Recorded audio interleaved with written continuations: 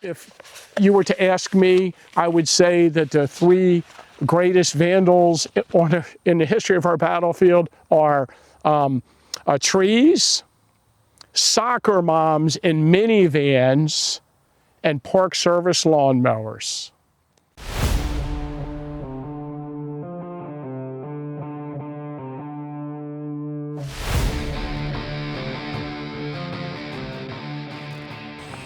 Hello, I'm Tim Smith for Gettysburg History, and welcome to another Monuments Monday. And what a really nice day out it is today to talk about monuments.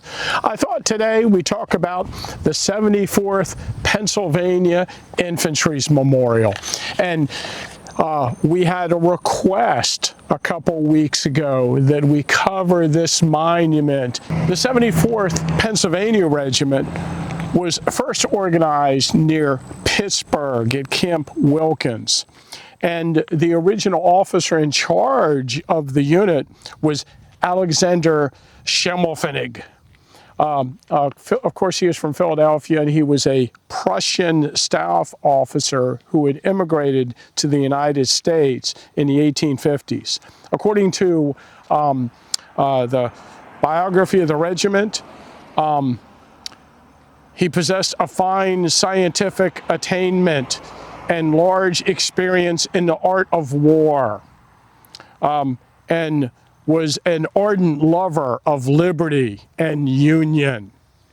Now, there, I guess initially wasn't enough troops in this unit, so when they traveled to Philadelphia, they actually had some men from Philadelphia join the unit, and men from Baltimore traveled to Philadelphia to also become part of the unit. So it's mostly Germans from around Pittsburgh and Philadelphia. And you might notice it says the German regiment right on it. At the time of the Battle of Gettysburg, the regiment was commanded by Colonel Adolf von Hartung. And Schimmelpfennig had risen to division command. And of course, this is part of von Amsberg's brigade, the first brigade of the 3rd Division of the 11th Army Corps.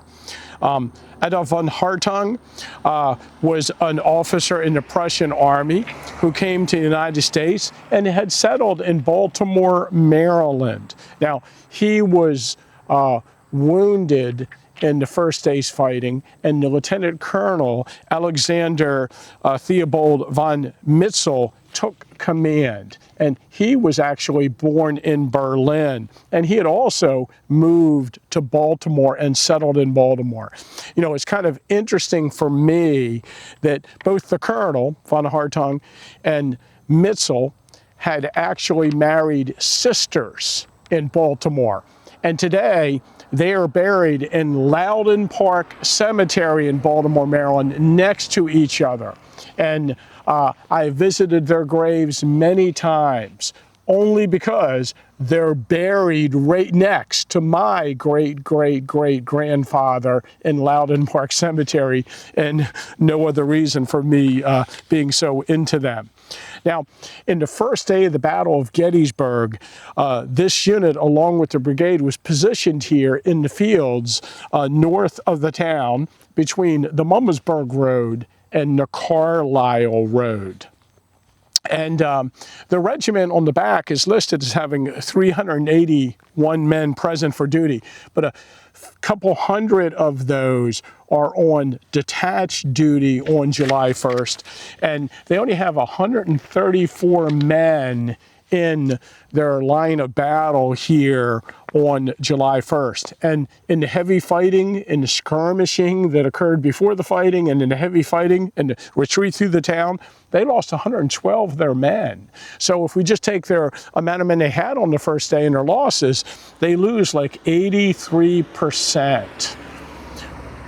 Like I mentioned, von Hartung is wounded during the battle. He ends up at David Kindlehart's house in the town after the first day's fighting.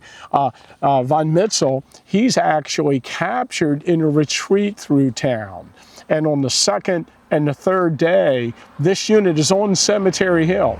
And on July 3rd, they're actually positioned, at least part of the regiment is positioned, inside the Wagon Hotel on Baltimore Street, skirmishing with Confederates in the edge of the town.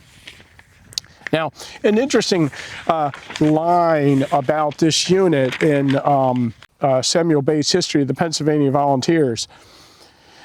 It was so much reduced in numbers and the distance to be covered so great that it formed but a little more than a skirmish line which rested along a by road connecting the Carlisle Road with the Mummersburg Road. And sure enough, on their map in the Batchelder troop position maps for 2 p.m., this unit is shown at this spot along this little by road. And this is one of those things that's not well known, but the Carlisle Road was put in about 1829, what we call the Biglerville Road out of Gettysburg today. And prior to that, if you wanted to go in the direction of Carlisle, you had to come out of the town up here near the Gettysburg College, where the tennis courts now are, and then you made a right onto the old Carlisle Road.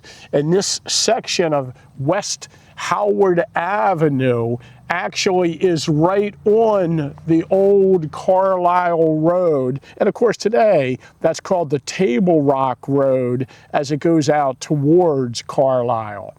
And this road was definitely here at the time of the battle, although it's shown as a fence line. And it was Woody Christ, the historian at the Adams County Historical Society, that first pointed this out to me, and I'll show the course of it on the map. And we know that this road extended and was still here because in the 1938 reunion, there's an image of it, an aerial view of it, where cars are driving down that original road. And of course, you wouldn't know that today if you come out here and look at it.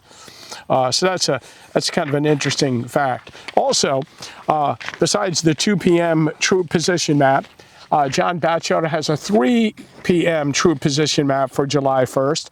And on that map, he actually shows the 74th marching sort of advancing in a charge with the 157th New York and the 82nd Illinois out towards the Carlisle Road, Newville Road intersection, we'll call it. And I think that's fascinating, so you can see where some of the losses occur. We don't have a lot of written evidence about this unit during the battle. Also, you know, it's one of the more beautiful monuments on the entire battlefield. And the dedication ceremony, which took place in July 1888, featured a German veteran named Paul F. Rohrbacher, who spoke a little bit about the unit, but he also spoke about Germans in general in the Civil War. And he said some very interesting things. It is ignored or forgotten what the Germans have done for the prosperity of our Commonwealth. Pennsylvania Dutch were often scoffed at. Their wives, mothers, daughters were often designated as being clumsy, ignorant, or unrefined. It has become fashionable for Anglo-maniacs to belittle everything that does not come from England and call England their mother country. Nothing is further from the truth. It was disputed a century ago. It is less true now. The whole world is the mother country of this land. We Germans are not here since yesterday. And he actually then goes on to talk about the war, the main cause of the war, and how our country has come back together since the war. So I wanted to read that part. The wounds of the war are healing. And as you look about you today over our vast country and all its increased population and its prosperity, we may truly thank God that slavery was wiped out. the only cause of dissension that had ever existed. And in this feeling of thankfulness, we are joined by the people of the South. We have nothing more that can divide us as a nation. Today, we all glory in having but one flag, one country, one nation, and one destiny. There is no sectional feeling that animates us on this occasion, nor do we feel any pride of race or color. We are here as American citizens. All races contributed to their share for the attainment of this glorious result. The Irishmen and the Scotsmen, the Englishmen and the Scandinavians, the Anglo-Saxon and the Africans. And my friends, we as Germans have done our share. And I just love that. From the German Corps here at Gettysburg. And, over the years, there has been a tendency to heap criticism on General Oliver Otis Howard's 11th Army Corps at Gettysburg on the first day. And when I was a kid, a common tour guide story that was told around town was that the Union veterans that fought in the first day's battle in the 1st Army Corps were so upset by the defeat of the 11th Army Corps at Gettysburg that when they went home after the war, they carved the 11th Corps symbol into their outhouses. I never believed that. I don't think it's true. It's a made-up story, but that just goes to show you how prevalent the abuse of the 11th Army Corps is in histories of the battle. And one last thing I wanted to talk about is I mentioned that this stretch of the road from just prior to the 74th Pennsylvania, just past it, is the modern West Howard Avenue sits on top of the original road, just a small section of it. It came out of the town on an angle and went across the fields on an angle. But what happened was they inadvertently created a turn at this location that is very difficult for people to navigate. And in my memory, which starts here at Gettysburg kind of in the late 70s, 4 different times cars have run off the road and ran into this particular monument.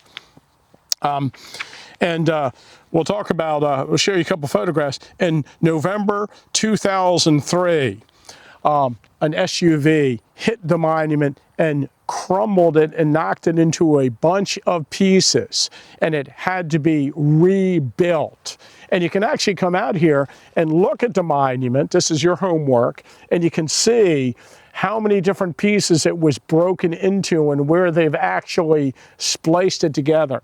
According to park officials, it took $41,000 of repairs to replace this monument. It was put back up in October of 2004, more than a year, I believe, after it was originally struck.